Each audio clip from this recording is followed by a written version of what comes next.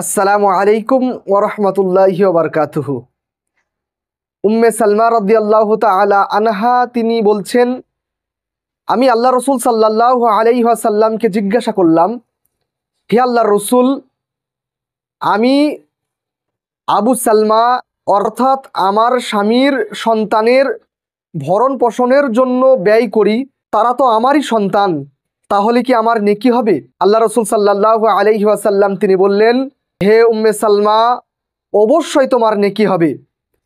আল্লাহ রসুল সাল্লাল্লাহু আলাইহি ওয়াসাল্লাম তিনি আরেক হাদিসে তিনি বলছেন, যদি কোনো মুমিন মুসলমান তার পরিবারের ভরণ পোষণের জন্য যদি সে ব্যয় করে, তারপরেও তার সাদকার নেকি হবে। সুবহানাল্লাহ। আল্লাহ সুবহানাহু ওয়া তাআলা তিনি কত মহান, তিনি কতটা দয়ালু।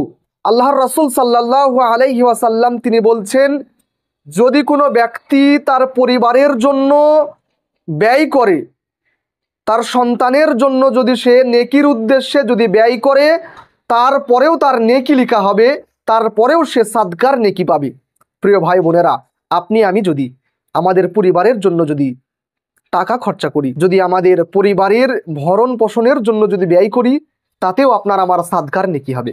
তবে সেটা হতে হবে আল্লাহ সুবহানাহু ওয়া তাআলার সন্তুষ্টমূলক কাজে।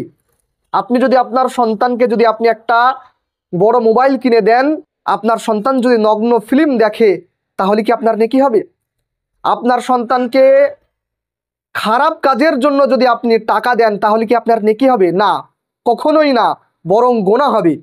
কিন্তু যদি আপনি আল্লাহ তাআলার সন্তুষ্টমূলক কাজে, ভালো কাজে আপনার সন্তান, আপনার ছেলে মেয়ে, আপনার স্ত্রী, আপনার ভাই বোন, আপনার পিতামাতা, তাদের পেছনে যদি আপনি ব্যয় করেন, টাকা খরচা করেন, সেটা যদি আল্লাহ সুবহানাহু ওয়া তাআলার সন্তুষ্টমূলক কাজ হয়, আপনি যদি নেকির উদ্দেশ্যে করেন, অবশ্যই আপনার নেকি হবে।